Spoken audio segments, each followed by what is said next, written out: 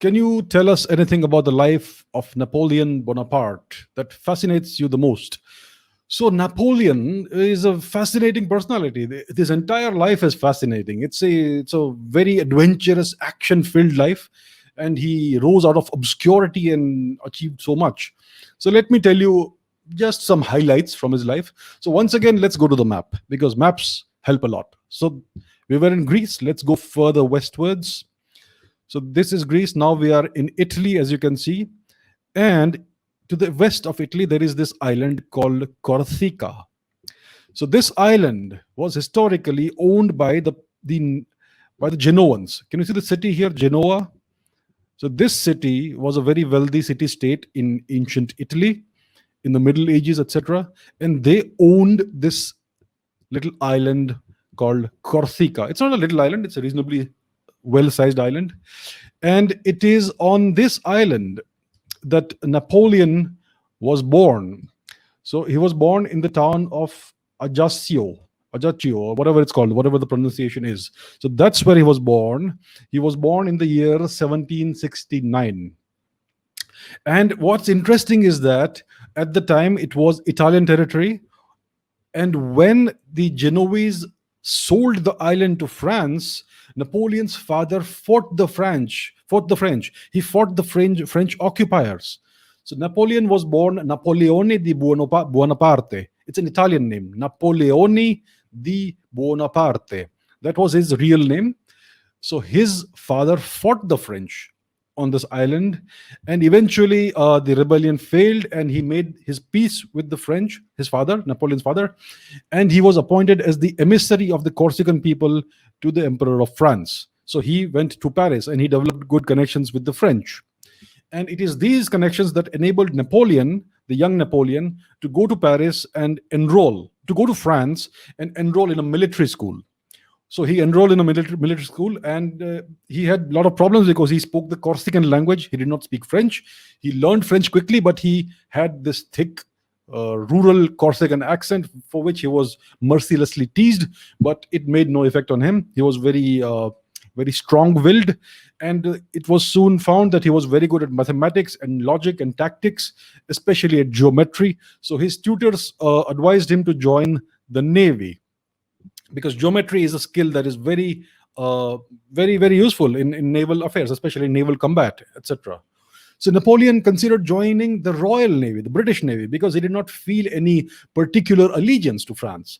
But then he decided to join the French army, the infantry, the artillery division, because even in artillery, you need a great deal of geometrical expertise in geometry, projectile motion, distances, and all that.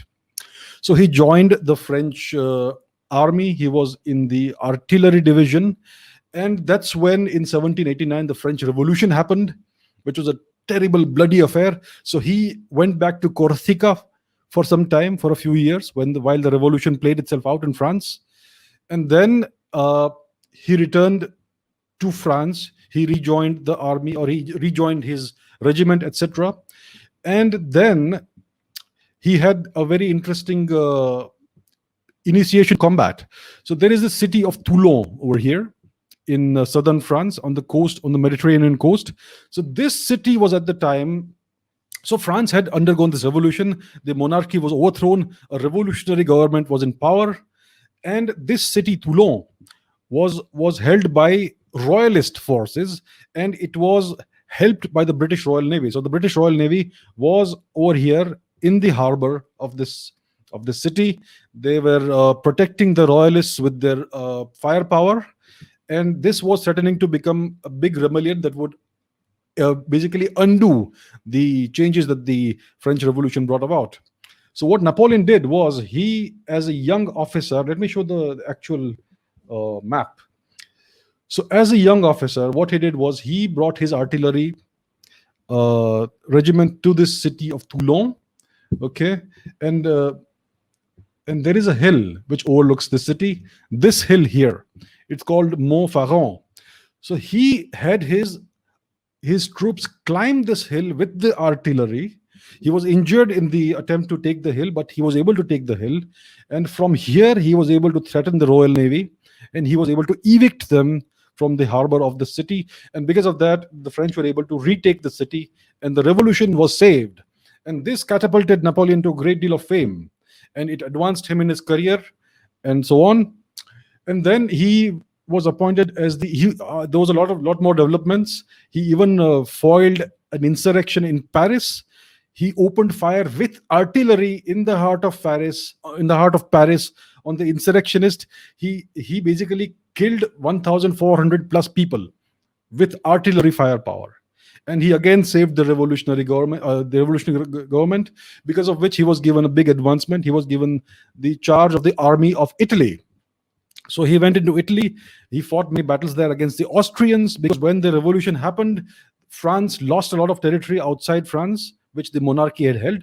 Revolutions are dangerous, and these affairs they cause sometimes more harm than good to a nation. So France had lost a lot of territory in Italy. He went to Italy. He regained all the territory from the Austrians, and that again embellished and burnished his credentials. After that, he basically went to Egypt. He wanted to cut off the British trade routes to India. So he entered into an alliance with Tipu Sultan, the butcher of Mysore, and he invaded Egypt with the hope of conquering this country and cutting off the British trade routes to India. So he initially met great success, but eventually the British Navy under Admiral Nelson was able to destroy the French fleet. And so it was an inconclusive affair. So Napoleon went into the regions of Syria, Damascus, etc. And from there, he went back to France. In France, he engineered a coup in Paris, right? He engineered a coup over there. And he essentially became the dictator of France in a very short period of time. He wrote a new constitution, and he proclaimed himself consul for life in France. And he installed himself in the royal palace in Paris. And then what happened was that many other things happened. I'm just going very, very quickly through history. In 1802, so during the French Revolution, slavery had been abolished in the French Empire. But in 1802, Napoleon re-established slavery in the French West Indies, especially Haiti, this place here. And there was a Haitian rebellion, which actually succeeded, and it drove the French out of Haiti. So Napoleon found that, and at that time, the French had a great deal of territory in the present-day United States. So Napoleon found that this was too much of a distraction, so he sold this territory to the Americans, to the United States, which was at the time only limited to the east of the country.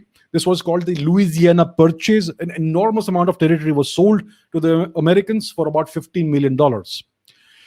And then so that's what he did in the Americas.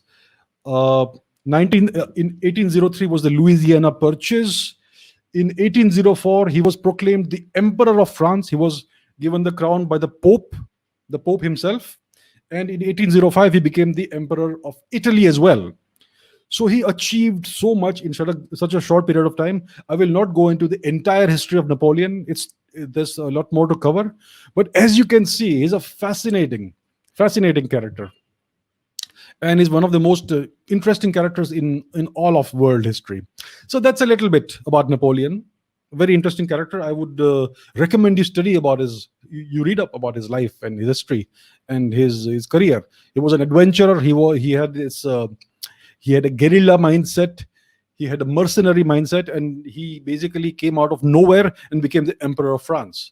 Fascinating story. And he was very ambitious. At the end, he tried to overreach himself, and it cost him everything. But what a life he lived. What a life.